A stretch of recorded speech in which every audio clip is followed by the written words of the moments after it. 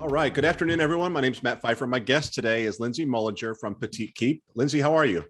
Good. How are you doing? I'm doing well. Thank you so much for making the time to visit today. I was so excited to see your announcement on LinkedIn a couple of weeks ago that you Thank decided you. to walk away from what has been a very successful career so far, and you'll have an opportunity to talk about that.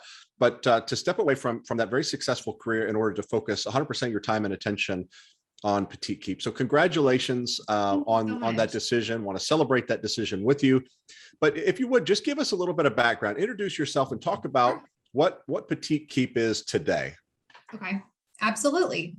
So Petite Keep is a keepsake brand. So we launched in early 2020 and really with the idea that came out of my own need. I have three little girls, had some really special pieces and wanted something custom and as nice as those pieces to display and keep in their room. And so I launched in 2020. Obviously the pandemic hit. I was working a corporate full-time job. So it was very much like nights and weekends. And, we worked with a couple of influencers and Petite Keep was truly born off of that. So today we really focus on our hero product. Our whole thing at Petite Keep is we want to make sure we are bringing products to the market that stand on their own. So Yeah. we've focused on the trunk and you'll see some new products from us, but that's the quick synopsis of who we Yeah. are. Yeah. Well, it's really exciting. And as a guy, I think I can say this.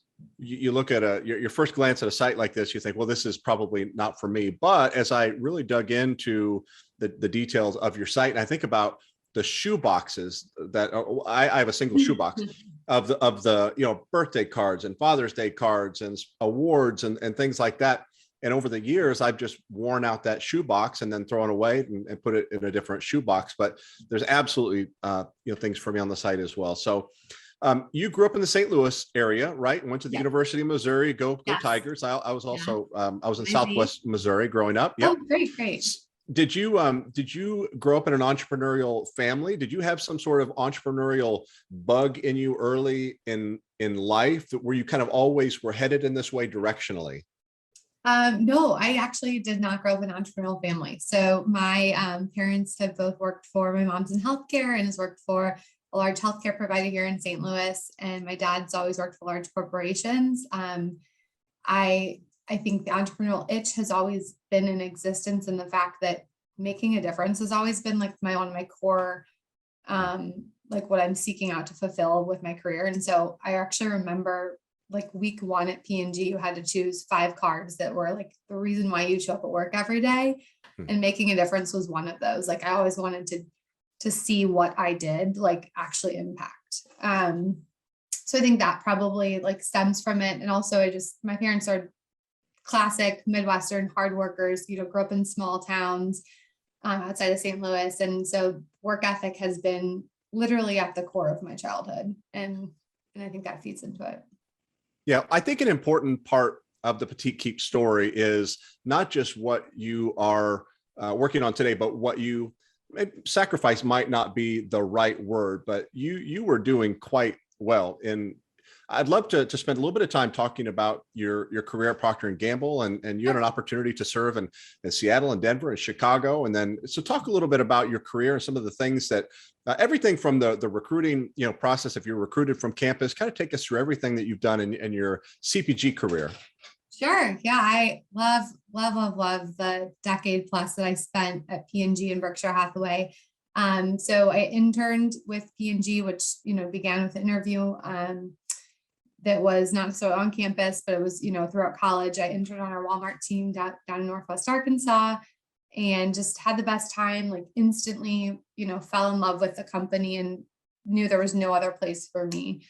And I started on our Costco team and was, the great thing about P&G is they take new hires out of college and they give them like massive responsibility. So I was working on Tide and really just like doing things that fueled me every day and working alongside people that fueled me. So that was great.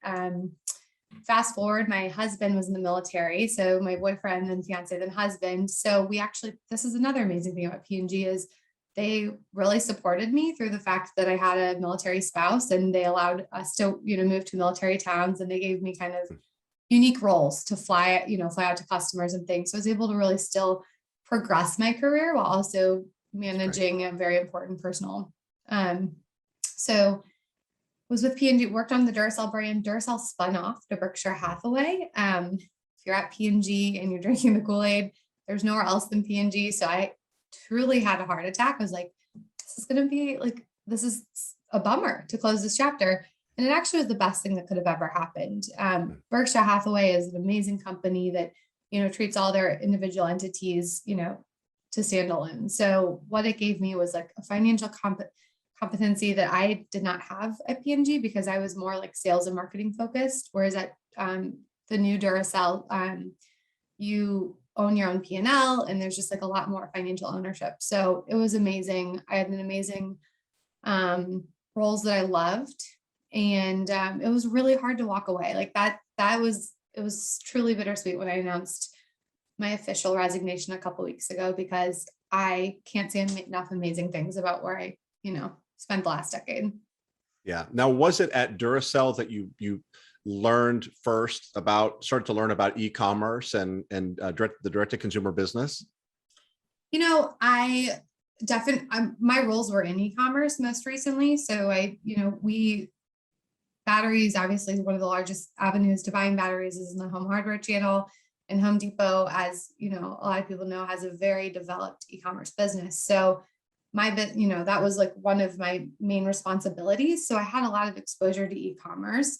I would say from the D2C world, I think just being a consumer of D2C brands and like seeing some of like the marketing, and there was always like a personal attachment as well, but definitely had a ton of exposure and responsibility in the e-commerce space that, and especially working with retailers that are, progressed in that space, like it's fun and energizing and you just want to learn more. So, yeah.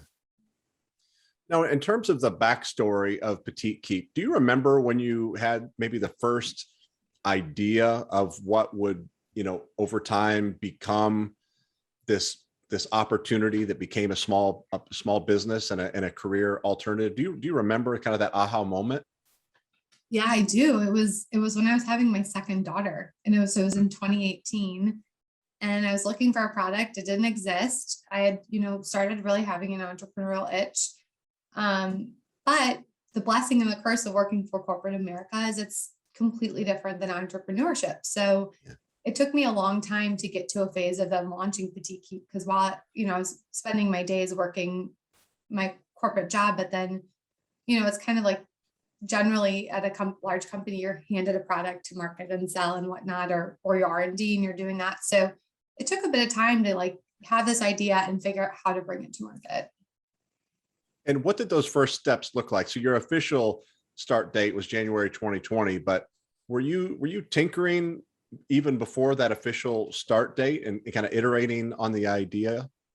Absolutely. Yeah. A lot of research, a whole lot of research, talking with makers in the St. Louis area, brainstorming, looking at alternatives in other categories on like how they've brought personalization and high aesthetic into a category that hasn't necessarily seen that before. So just truly research, just absorbing every night. I would absorb and Google and read and for probably a year and a half. So. What was the first product you made and sold? Our keepsake trunk, our classic trunk. So we have a grand and a petite trunk that is, really it's been, since we've been in business for a year and a half, that was the first thing we launched with. And it's by far and away, the bones of our business. And where did you sell it? Did you sell it from a website? Did you sell it to a friend or family? A website. Yeah. And I actually remember, because it's been very important to me that I was respectful and in my career, and that like this was, during the day I was like fully dedicated, and then I was Petite Keep in the evenings and weekends. So I didn't really broadcast Petite Keep out of, respect for my career. And so, my first customer was in the Bay Area, and I remember that customer, I'll always remember that customer because it gave me excitement and faith in the reason for being. Yeah. And how did that customer find you? Instagram. She found me on Instagram, and that is largely how we built our business, is through Instagram. Okay. So how long did it take from kind of selling that first unit?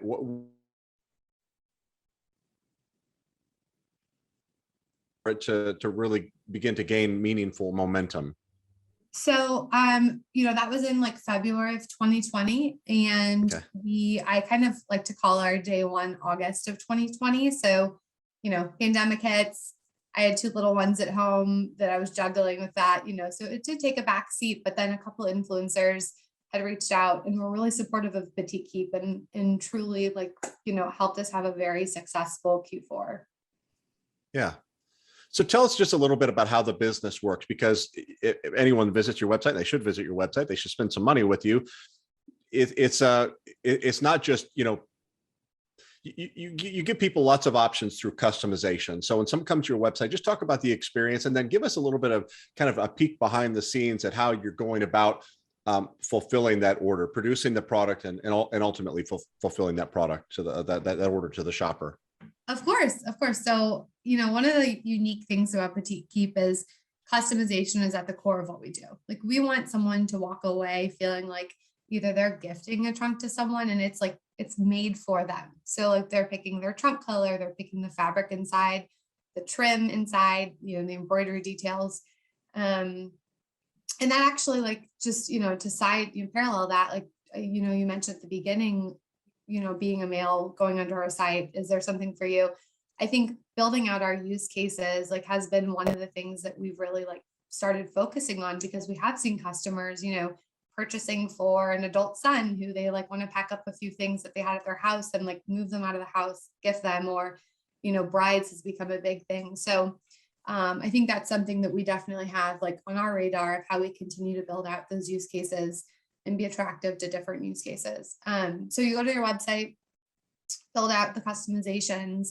And last year, when I was really just trying to see if there was actually a need in the market for this, my husband and I were fulfilling every order, and we were doing every order. And it was a labor of love. And I was really, really proud of the growth that we saw, and the fact that, there were hours, past 1 a.m.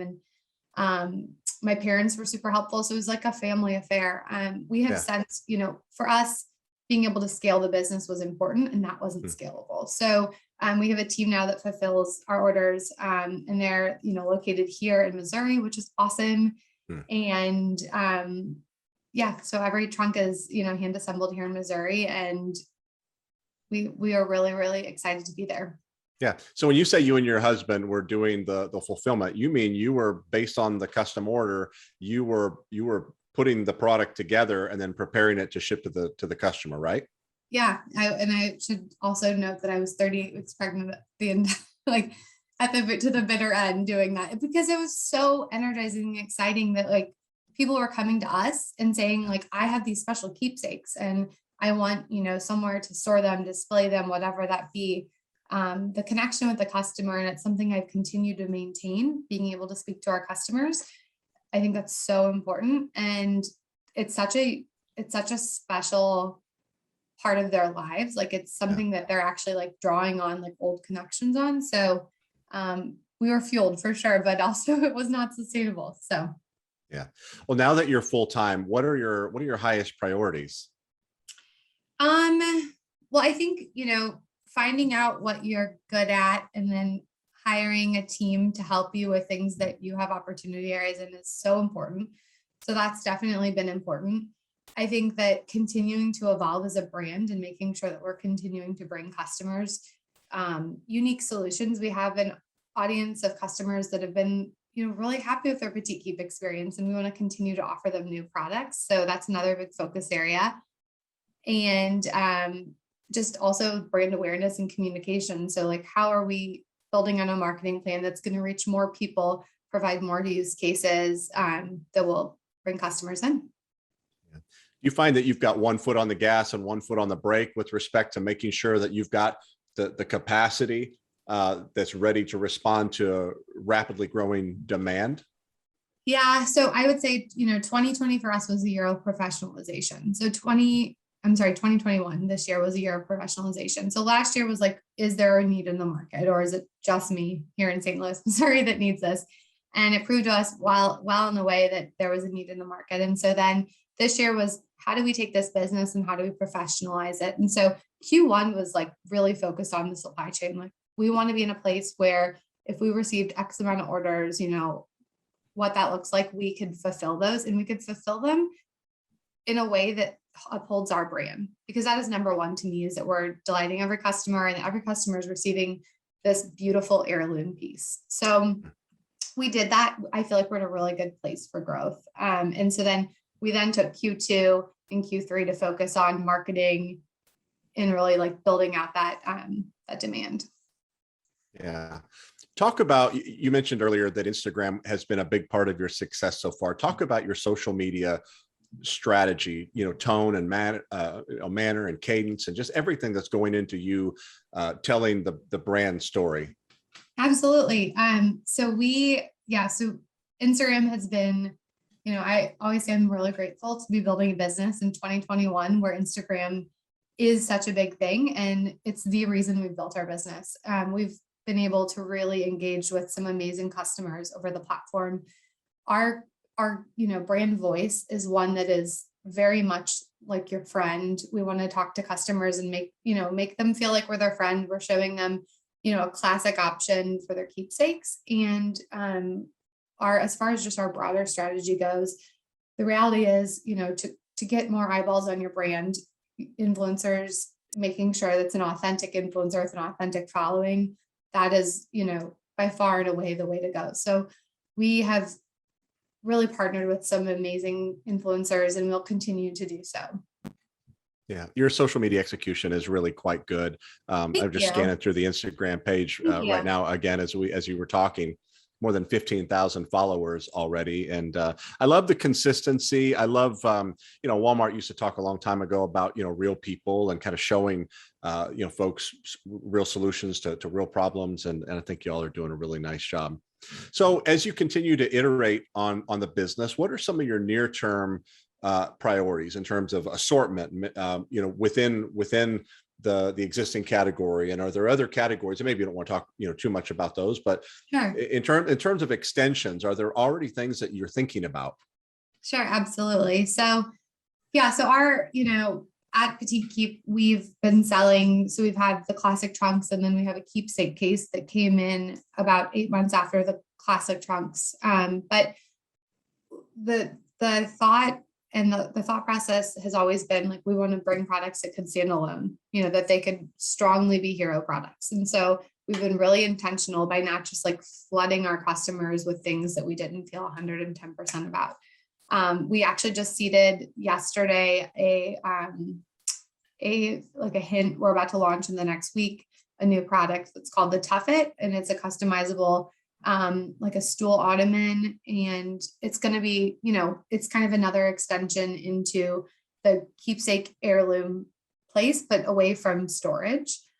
And then, you'll see some other products from us that would fit inside of a trunk in the next few months. So there's definitely extensions coming on, but I think for us, it's always been like, we want to make sure we always like uphold that customer trust and that we're bringing something thoughtful to them. Yeah. Is there a vision at some point for introducing your products at brick and mortar retail, having placement in some boutique stores, or do you like the control with respect to the customer experience that you maintain by having everyone kind of shop in your online store and then having the ability to fulfill those orders and develop that relationship and own that relationship forever? Yeah, it's a hard, right now we do have distribution in a local shop here in St. Louis that's the Women's Exchange. It's an amazing institution that's been around a long time, and it really fits well with Petite Keep. That being said, that's kind of like our flagship situation. Like we really plan to pursue our D2C model, just because it's a beautiful thing being able to have direct contact with your customers and being able to hear from them, being able to understand like how you can continue to support them and provide for them. And, we obviously like love small business, and we love like all the shops around the United States. And if, there may come a day where we can figure out a way we can serve them as well. But right now, the key goal is just making sure we continue to delight our customers, and D2C has been a really great place for that. Yeah. Have there been any surprises to the upside or to the downside as you've kind of made the transition almost 2 years in? Yeah, I mean, it's unreal. Like I was so passionate and loved my career and I worked so hard.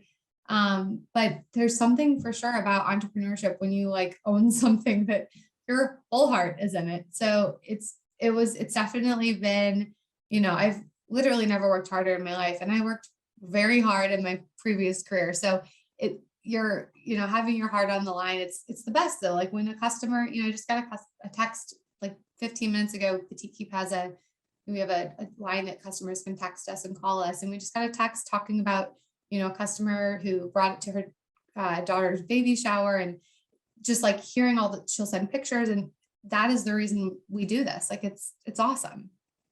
Yeah. I've gotten the sense from the beginning of this conversation that your family is really, really important to you. And I'm just wondering, and there's no way of telling, your children are quite young, but would you would you hope that the family would continue to be involved in the business as it scales? Yeah, I mean, I'd love that. I am surrounded by my family like a large part of every day, and I want that to always be the case. So I think the reality is like my parents didn't raise me with the expectation that I would go into, their career paths and like follow their career paths. And I don't ever want to assume that my children will do that either, but I do want them to understand that, work ethic is key and important. I think there's, having responsibility for your actions and following through. Like there's just key themes that like my parents made sure. And I think my children can see that just by, what we're building here at Petite Keep. Yeah. You've obviously taken a lot of pride in how hard you've worked and what you've contributed in your career pre-Petite Keep. Would you say you're working harder today than you were then? And if so, it's got to be a different kind of hard work, but how is it different? Yeah, it's so different, definitely harder.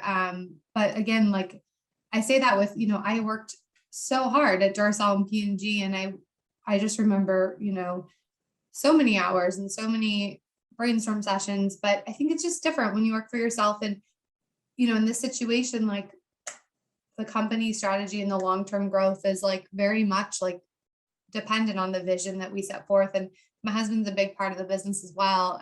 So we luckily have each other to bounce, all this stuff off. But definitely working harder because you don't ever shut off when it's your business. Like you Right. are thinking about it at 9 a.m., to midnight to 4 a.m. It's always on. Well, I was going to say the same thing. As an entrepreneur of 16 years, I know that the highs are high and the lows are low, and there's never a day off. But my question to you is, in light of all of that, and as a small business owner, you've got like really no accountability, and so your ability to manage your own time and priorities and relationships and all those things, it's 100% on you. And even with the stress and the pressure and knowing that it's all on you, is it still fun? It's so fun. It is so fun. Like there's a reason why I'm still working every night until late in the night. It's so fun. I put my kids to bed and, the computer pops back open, and it's because, the sky's the limit. And I really believe in Petite Keep, and I'm so excited to see where it's going to go. So I'm having a blast. Yeah, that's great. Well, as I mentioned when I reached out to you, obviously you are not at the very beginning, but you're toward the beginning of your journey. And the reason I wanted to have this conversation with you today is to celebrate your decision and allow the community of folks that are going to see this to celebrate your decision and to pay close attention as you and your husband and your family continue to learn and grow and scale this business. And we're all going to be rooting for you. Give us we all know it already, but if folks want to shop your website or follow you on social media, tell us how to find you. Thanks so much. So our website's petitekeep.com, and our Instagram is at Petite Keep. And we also are on Facebook as well, but Instagram's definitely a good place to, stay really in touch with the brand and the things we're launching. Very good. Well, Lindsay Mullenger, it has been so much fun. You and I had never spoke before, never had a reason to speak before. And it has been so nice to have this time to visit with you. Congratulations on your success. I'm so excited for you, and really looking forward to continuing to follow you and your business as you go, and then be able to have a follow-up conversation down the road. Thanks, Matt. That sounds great. It was really nice speaking with you today. Thanks for having me. Have a great day.